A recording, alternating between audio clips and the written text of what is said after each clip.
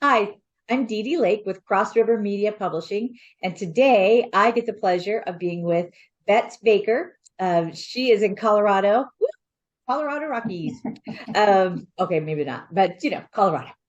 So she has 11 grandchildren and one on the way, so that's exciting. And she lives in Colorado, near Denver, right?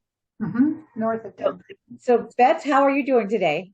It's a beautiful day here. Yeah, yeah, imagine. Here in Texas, it's 97 degrees, and so it's a cool day, now at this point. But yeah, enjoying it. So, Bets, you are one of our authors, our 30 authors for Abba's Lessons, a devotional with 30 stories in it, and yours is called, what was it called? The The Love of the Father is Restful, right? Yes. Love of the Father is restful. And it's a good story. Like, I think we need to be reminded to slow down. I'm definitely one of those people that needs to take it slower. I like, going on the nth degree there, but so it's good to be reminded. And that happened to you at one point in your life. And you tell the story of that. There's a line that you write on there in there that says, God valued me, not what I accomplished. And I thought that is so true. Do you find that is you run into that quite often with other believers or Well, in this culture, everybody's go, go, go. Isn't busy an adjective people like to hear? They like to apply it to their lives and to their friends. Oh, she's so busy. It's a compliment. But there are those of us at various points who can't be busy like that, or maybe we shouldn't be busy like that. Um, And yes, I do run into it. I run into it to myself as well. I learned the lesson once, but you have to keep being reminded and learning it again.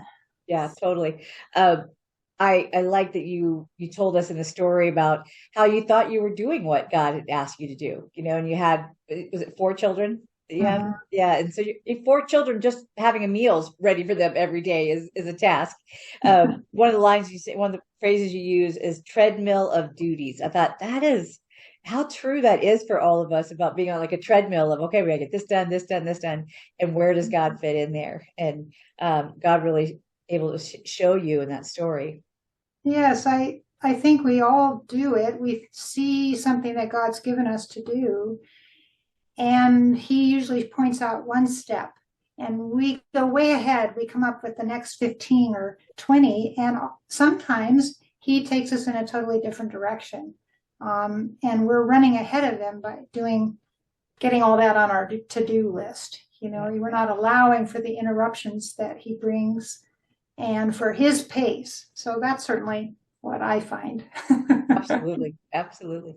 I grew up mostly in Spain and Florida, and love the whole slower lifestyle of the siesta. I'm all about my naps. I like those, but I'm still busy. But I like my naps.